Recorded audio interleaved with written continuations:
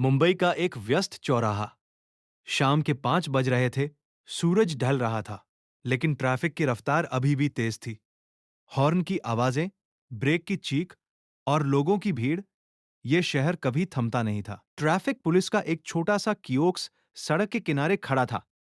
उसमें बैठे थे सब इंस्पेक्टर रमेश यादव। उम्र करीब 42 साल। काली यूनिफॉर्म, पसीने से तर और चेहरे पर हमेशा की तरह तनाव। पिछले 8 घंटे से वह ड्यूटी पर थे। बार बार गाड़ियां नियम तोड़ रही थी। कोई सिग्नल जंप कर रहा था, कोई गलत साइड से आ रहा था। रमेश का गुस्सा बढ़ता जा रहा था। उसी समय एक साधारण सी सफेद मारुति स्विफ्ट कार चौराहे पर आई। ड्राइवर ने सिग्नल पीला होते ही थोड़ी तेजी से मोड़ लिया। रमेश की नजर तुरंत उस पर पड़ी। ये क्या बे? नियम नहीं दिख रहा क्या?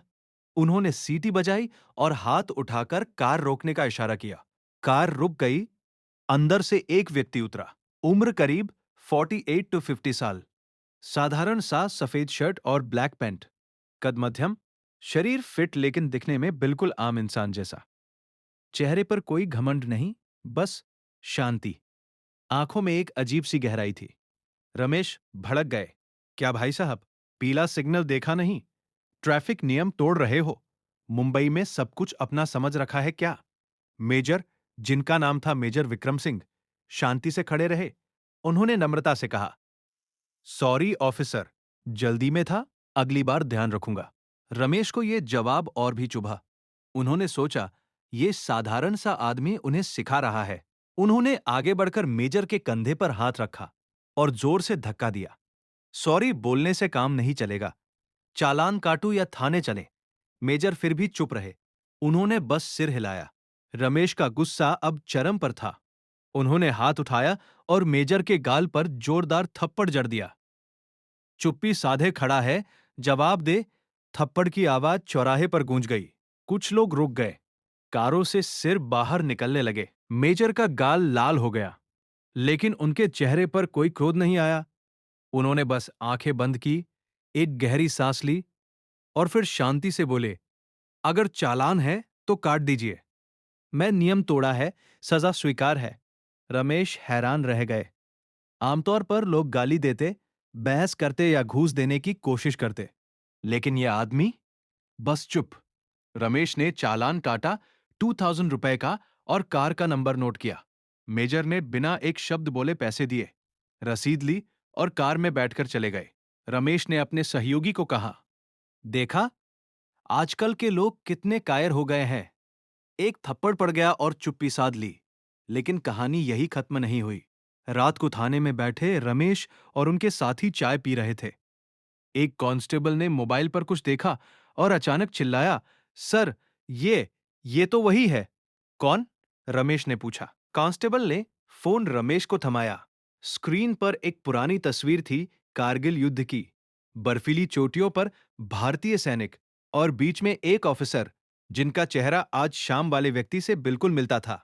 शीर्षक था, कारगिल का अज्ञात नायक, मेजर विक्रम सिंह, परमवीर चक्र विजेता। रमेश का हाथ कांप गया। उन्होंने पढ़ना शुरू किया। मेजर विक्रम सिंह 1999 के कारगिल युद्ध में 18 ग्रेनेडियर्स रेजिमेंट से थे। पाकिस्तानी घुसपैठियों ने टाइगर हिल और आसपास की ऊंचाइयों पर कब्जा कर लिया था। भारतीय सेना को उन ऊंचाइयों को वापस लेना था। दुश्मन की स्थिति बेहद मजबूत थी। ऊंचाई का फायदा, भारी हथियार और बर्फीला तूफान। मेजर विक्रम सिंह की कंपनी को असंभव मिशन सौंपा गया था।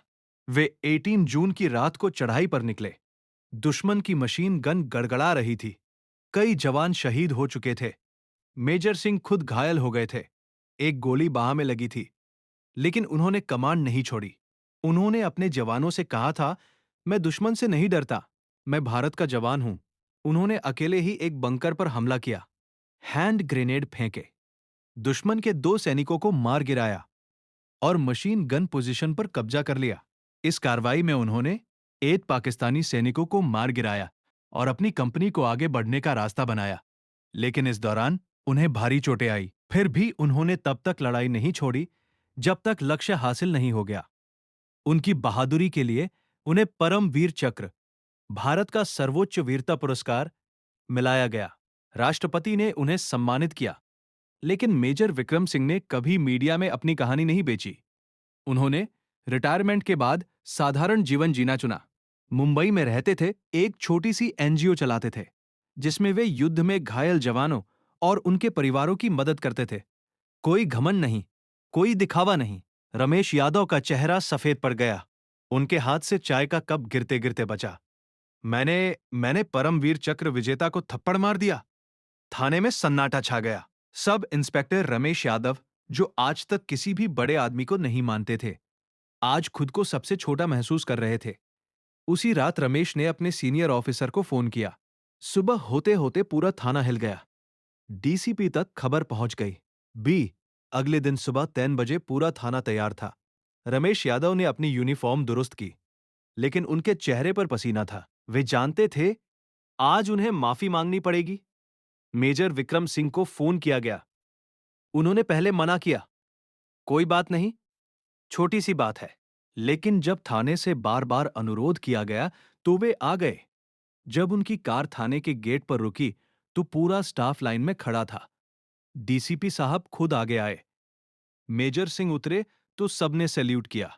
रमेश यादव आगे बढ़े। उनके आंखों में आंसू थे। उन्होंने मेजर सिंह के सामने घुटनों के बल बैठ गए। सर, कल मैंने आपको पहचाना नहीं। मेरा गुस्सा, मेरा अहंकार, मैंने एक वीर सैनिक को थप्पड़ मारा। मुझे माफ कर दीजिए सर, मैं कभी नहीं भूलूंगा इस गलती को। मेजर विक्रम सिंह ने मुस्कुराते हुए रमेश को उठाया।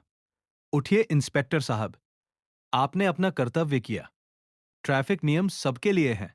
मैंने भी तोड़ा था। आपने मुझे सजा दी। ये गलत नहीं था, बस थप्पड़।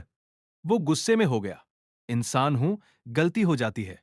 डीसीपी बोले, सर, आप जैसे वीर के साथ ये हुआ, हम सब शर्मिंदा है। पूरा थाना आपसे माफी मांगता है। मेजर सिंह ने शांति से कहा, मुझे कोई माफी नहीं चाहिए। आप लोग रोज सड़क पर खड़े होकर शहर को संभालते हैं। आपका काम भी कम महत्वपूर्ण नहीं। बस एक छोटी सी सलाह, गुस्सा काबू में रखिए। हर किसी के अंदर एक कहानी होती है।